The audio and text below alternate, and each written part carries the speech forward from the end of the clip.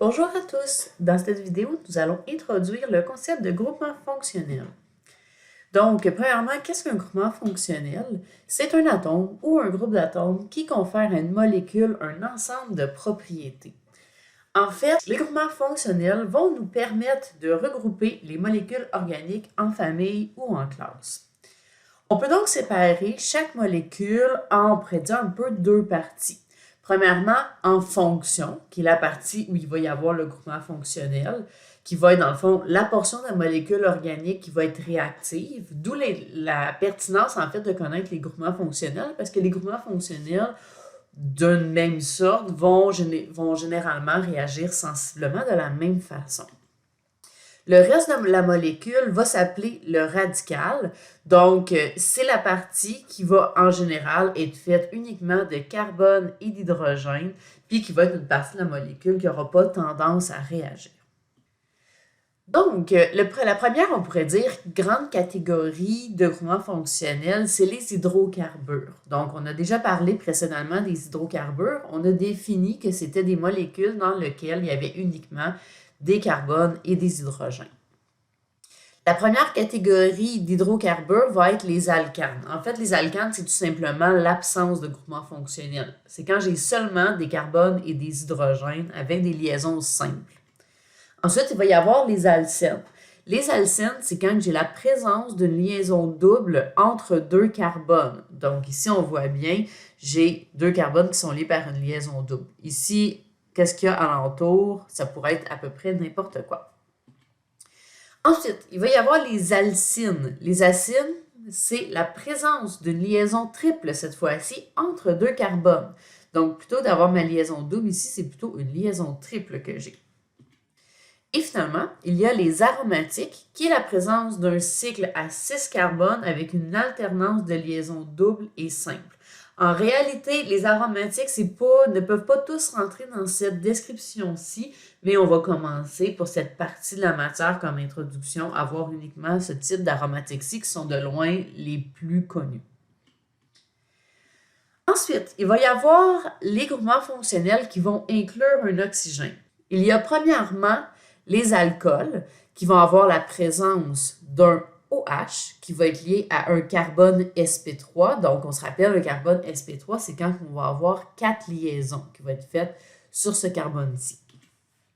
Ensuite, il va y avoir les éthers. Ça va être quand j'ai la présence d'un oxygène qui est entouré de 2 carbones. Donc, autour de cet oxygène-ci, ça doit absolument être des carbones.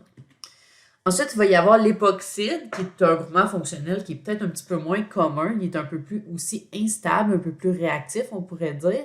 Donc, je vais avoir un cycle à 3 membres dans lequel je vais avoir 2 carbones et un oxygène.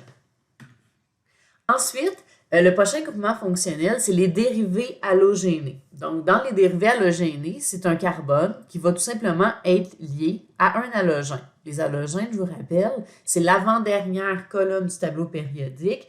Donc, le fluor, le chlore, le brome ou l'iode. Il y a aussi les amines. Les amines, c'est un petit peu particulier. C'est tout simplement un azote qui est lié à un ou à des carbones et un ou des hydrogènes.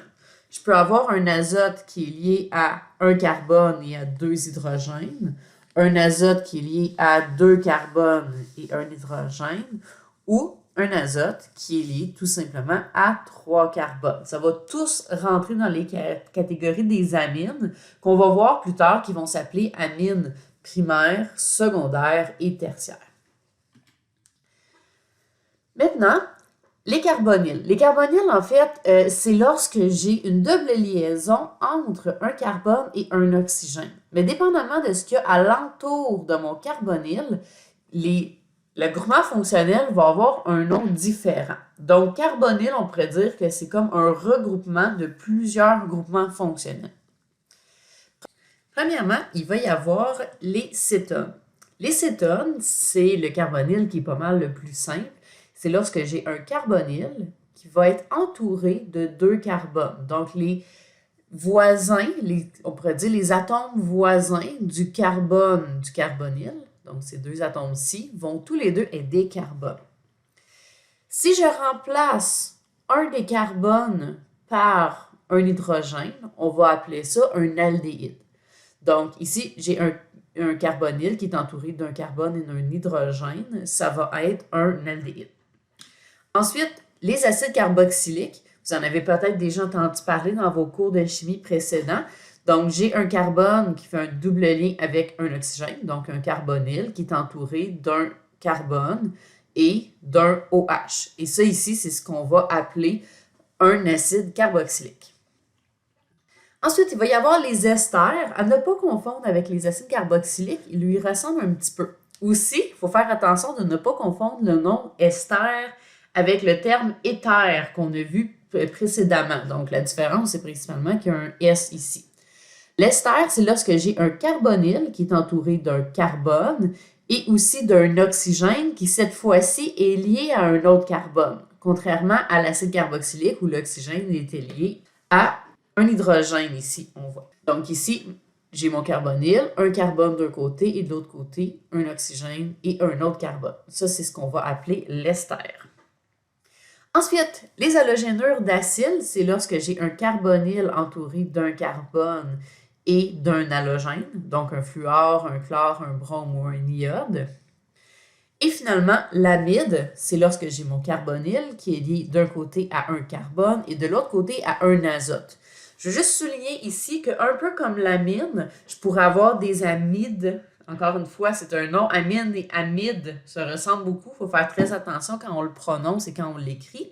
Donc, l'amide, on pourrait en avoir des primaires, des secondaires et des tertiaires. Autrement dit, cet azote-ci pourrait être lié à un carbone, deux hydrogènes, comme c'est le cas ici, ou pourrait être lié aussi à deux carbones, un hydrogène, ou à trois carbones. Mais ici, j'ai tout simplement donné un seul exemple qui était l'amide, qui était primaire. Donc, on va faire un exemple ensemble d'un problème dans lequel on va identifier des groupements fonctionnels. Donc, le problème est d'entourer et d'identifier les groupements fonctionnels dans la molécule suivante. La molécule que j'ai choisie pour faire ce problème-là, c'est la mélatonine, qui est une hormone qui est responsable du cycle du sommeil. Vous avez peut-être déjà entendu parler de la mélatonine parce qu'on peut le prendre comme supplément pour nous aider à dormir. Donc, si je regarde la molécule tout simplement de la gauche vers la droite, je rencontre premièrement un oxygène. Et cet oxygène-ci est entouré de deux carbones. Fait que si dans le fond, je viens entourer mon groupement fonctionnel ici, ce groupement fonctionnel-là va être un éther. Donc, c'est comme ça qu'on appelait les oxygènes entourés de deux carbones. Ensuite, la grosse partie ici, on voit que c'est un cycle à 6 membres qui a une alternance de liaisons doubles et de liaisons simples. Je vous rappelle ici là, que tout alentour ici, ça va tous être des carbones. Donc ça ici, on appelle ça un aromatique. Ensuite, je vois ici que j'ai un azote. Cet azote-ci est entouré de deux carbones. Donc ça ici, je pourrais simplement entourer l'azote, mais je vais entourer les carbones correspondants. Ici, j'ai un azote entouré de carbone. On a vu en fait que quand j'ai un azote dans une molécule, on allait appeler ça un amine. On voit aussi que ici, j'ai une double liaison. Donc ici, c'est une double liaison entre deux carbones. On va donc appeler ça un alcène. Et finalement, ici, on doit faire attention. On voit que j'ai premièrement un azote, mais cet azote-ci est effectivement entouré de deux carbones, mais un de ces carbones-là est un carbonyle. Fait qu'à ce moment-là, on n'a pas deux groupements fonctionnels, l'azote qui est par exemple un amide et le carbonyle. Tout ça ensemble fait un groupement fonctionnel. Et ce groupement fonctionnel-là, on l'appellerait amide.